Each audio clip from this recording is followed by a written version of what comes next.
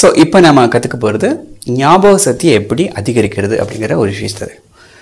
So ஞாபக சக்தி அப்படிங்கிறது அதோட அடிப்படை என்னன்னு கேட்டிங்கன்னா கவனம். நீங்கள் எவ்வளோ ஒரு விஷயத்தில் எவ்வளோ கவனம் செலுத்துகிறீங்களோ அந்த விஷயம் உங்களை அறியாமலே உங்கள் ஞாபகத்தில் போய் தங்கிடும். ஸோ கவனம் தான் ஞாபக சக்தி அதிகரிக்கிற ஒரு முதல் யுக்தி. ஸோ அந்த கவனத்தை உங்கள்கிட்ட இருந்தே இப்போ என்ன பண்ண போகிறோம், ஸ்டார்ட் பண்ண போகிறோம். இன்றைக்கி நான் சொல்லக்கூடிய ஒரு டெக்னிக்கை நீங்கள் வீட்டில் போய் பண்ணணும். ஒரு ப்ராக்டிஸ் தான் நீங்கள் வீட்டில் போய் பண்ண போகிறீங்க. டெய்லி ஒரு 5 minutes or 10 minutes நீங்கள் வீட்டிலேருந்து கிளம்பி உங்கள் ஃப்ரெண்டு வீட்டுக்கு அல்லது ஒரு கடைக்கு அல்லது ஒரு கோவிலுக்கு ஏதோ ஒரு இடத்துக்கு நீங்கள் போகணும். போகும்போது உங்களோட கண் எதை வேணாலும் பார்க்கலாம், காது எதை வேணாலும் கேட்கலாம். உங்கள் மனசு மட்டும் உங்களோட கால் அடியில் ஞாபகம் இருக்கணும், கால் அடியில் இருக்கணும். நீங்கள் அந்த இடத்துக்கு போகும்போது எத்தனை அடி எடுத்து வைக்கிறீங்க அப்படிங்கிறத உங்கள் மனசு கவுண்ட் பண்ணிகிட்டே போகணும். புரியுதா? நீங்கள் உங்கள் வீட்டிலேருந்து கிளம்புறீங்க, உங்கள் ஃப்ரெண்டு வீட்டுக்கு போகிறீங்க அல்லது ஒரு கடைக்கு போகிறீங்க அல்லது ஒரு கோவிலுக்கு போகிறீங்க. போகும்போது நீங்கள் எதை வேணாலும் பாருங்கள், எதை வேணாலும் கேளுங்க, யார்கிட்ட வேணாலும் பேசிகிட்டே போங்க. உங்கள் மனசு மட்டும் உங்களோட கால் அடியை கவுண்ட் பண்ணிகிட்டே போகணும். அந்த இடம் போய் சேர்ந்தபோது எத்தனை கவுண்டிங் ஆகிருக்கு அப்படிங்கிறத உங்கள் மனசு சொல்லணும். இதுதான் ஃபஸ்ட்டு ப்ராக்டிஸ். ஸோ இந்த ப்ராக்டிஸில் நீங்கள் ஒரு 2 days or 3 days கழித்து அந்த இடத்த பார்க்கும்போது உங்களுக்கு என்ன ஞாபகம் வரணும், அந்த இடத்துக்கு நம்ம எத்தனை காலடி நடந்து வந்தோம் அப்படிங்கிற அந்த கவுண்டிங் ஞாபகம் வரணும். இது ஃபஸ்ட்டு ப்ராக்டிஸ். இந்த ப்ராக்டிஸ் நம்மளை எங்கே கொண்டு போகுதுங்கிறத இப்போ யோசிக்காதீங்க. இது ஒரு அற்புதமான ஒரு ப்ராக்டிஸ். இந்த ப்ராக்டிஸ் தான் உங்களோட கவனத்தை உங்கள் மேலே வைக்க போகுது. உங்களோட ஞாபக சக்தி இது மூலம் அதிகரிக்க போகுது. அது போக போக நம்ம என்ன அப்படிங்கிறத பார்க்கலாம். ஓகே, ஞாபக சக்தியை மேம்படுத்தக்கூடிய திறன், தட் இஸ் மெமரி டெக்னிக் பார்க்க போகிறோம். ஸோ ஏற்கனவே பார்த்த மெமரி டெக்னிக்ஸில் நீங்கள் என்ன பண்ணியிருப்பீங்க, டெய்லி வாக் பண்ண சொல்லியிருந்தோம். அதை அந்த ஸ்டெப்ஸை கவுண்ட் பண்ண சொல்லியிருந்தோம். அதை நீங்கள் ரெகுலராக பண்ணணும்.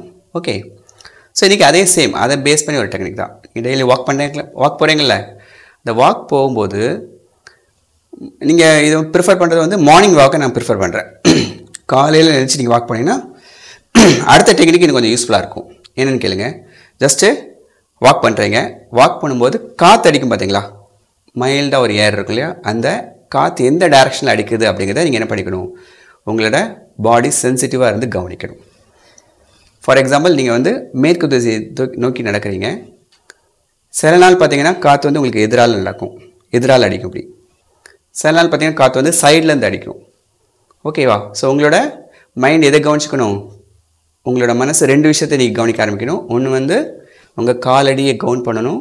2வது விஷயம், அந்த காற்று இருக்குது பார்த்தீங்களா, காற்று எந்த டைரெக்ஷனில் அடிக்கி, நம்மளோட முகத்தில் நேரடியாக விழுதா அல்லது சைடில் இருந்து காற்று அடிக்குதா அல்லது ரைட் சைட்லேருந்து காற்று அடிக்குதா அப்படிங்கிற விஷயத்தை நீங்கள் என்ன பண்ணிக்கணும், கவனிச்சுக்கணும்.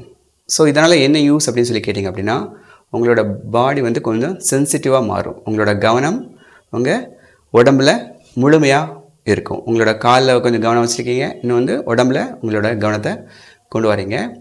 இந்த ப்ராக்டிஸ் உங்களை எங்கே கொண்டு போய் விடும் அப்படின்னு சொல்லி கேட்டிங்கன்னா, ஒரு வருஷம் ஃபுல்லாக நீங்கள் இந்த ப்ராக்டிஸ் பண்ணுறீங்க அப்படின்னா, த்ரூஅவுட் தி இயர் 365 நாள் இந்த ப்ராக்டிஸை விடாமல் நீங்கள் டெய்லி மார்னிங் பண்ணீங்க அப்படின்னா உங்களுக்கு என்ன தெரிஞ்சிடும் அப்படின்னு கேட்டிங்கன்னா, மழை வரக்கூடிய நேரம் முன்னாடியே உங்களுக்கு தெரியும். அப்படி ஒரு ப்ராக்டிஸ் இது. ஓகேவா? ஸோ இதை ப்ராக்டிஸ் பண்ணுங்கள். ப்ராக்டிஸ் பண்ணும்போதே நம்ம என்ன அடுத்தடுத்த விஷயம் போகும்போது உங்களுக்கு அந்த நேச்சராக சில விஷயங்களை உங்களுக்கு புரிய வச்சிரும். ஓகேவா? இதுதான் இன்றைக்கான ப்ராக்டிஸ். ஓகே, ஸோ இப்போ நம்ம பார்க்க போகிறது ஞாபக சக்தியை மேம்படுத்தக்கூடிய ஒரு டெக்னிக். ஸோ ஆல்ரெடி நம்ம 2 டெக்னிக் பார்த்துருக்கோம் இல்லையா. என்ன பார்த்துருக்கோம், வாக் போகணும், வாக் பண்ணும்போது உங்களோட ஞாபகம் உங்களோட ஸ்டெப்ஸில் இருக்கணும், இது ஒன்று பார்த்தோம். 2வது உங்களோட கான்சியஸ்னஸ், உங்களோட சிந்தனை எதில் இருக்கும், காற்று எந்த திசையில் அடிக்குது, நம்ம நேர் அடிக்குதா சைடில் அடிக்குதா அப்படிங்கிற விஷயத்தையும் கவனிச்சிட்டே போங்க அப்படின்னு சொல்லியிருக்கோம். ஓகே, இன்றைக்கி நம்ம 3வது டெக்னிக் பார்க்க போகிறோம். ஸோ இந்த டெக்னிக் வாக் போயிட்டு வந்ததுக்கப்புறம் உள்ள டெக்னிக். நீங்கள் வாக் போகிறீங்க, போயிட்டு ஜஸ்ட் ஒரு ரிலாக்ஸாக இருப்பீங்கள்ல, ஒரு 10 minutes or 15 minutes ரிலாக்ஸாக இருப்பீங்கள்ல, அந்த ரிலாக்ஸ் பண்ணும்போது என்ன ஞாபகம் இருக்கணும் உங்களுக்கு, எதை யோசிக்கணும்னு கேட்டிங்கன்னா, உங்களோட கவனம் உங்களோட மூச்சில் இருக்கணும். நீங்கள் அமைதியாக உட்காருங்க, உட்காந்துட்டு உங்களோட மூக்கில் உங்கள் சிந்தனை வைங்க. நார்மலாக என்ன இருக்கும், அந்த மூச்சு காற்று உள்ளே போகிறது வெளியில் போகிறது உங்களுக்கு தெரியும் பார்த்தீங்களா, அதை கவனிச்சிட்டே இருங்க. எவ்வளோ நேரம் கவனிக்கலாம், ஃபஸ்ட்டு ரொம்ப நேரம் உங்களால் கவனிக்க முடியாது. ஒரு 1 minute அல்லது 2 minutes இவ்வளோ தான் உங்களால் கவனிக்க முடியும். கண்ணை மூடிக்கோங்க. கண்ணை மூடிட்டு உங்களோட சிந்தனை ஃபுல்லாகவே என்ன இருக்கணும், உங்களோட மூச்சு காற்றுல உங்களோட சிந்தனை இருக்கணும். இந்த ப்ராக்டிஸ் எவ்வளோ தூரம் கொண்டு போகலான்னு கேட்டிங்கன்னா, நீங்கள் சில நேரம் நல்ல டைம் கிடச்சிது அப்படின்னா கண்ணை மூடிட்டு உட்காந்துக்கோங்க, உங்கள் மூச்சை கவனிச்சே இருங்க.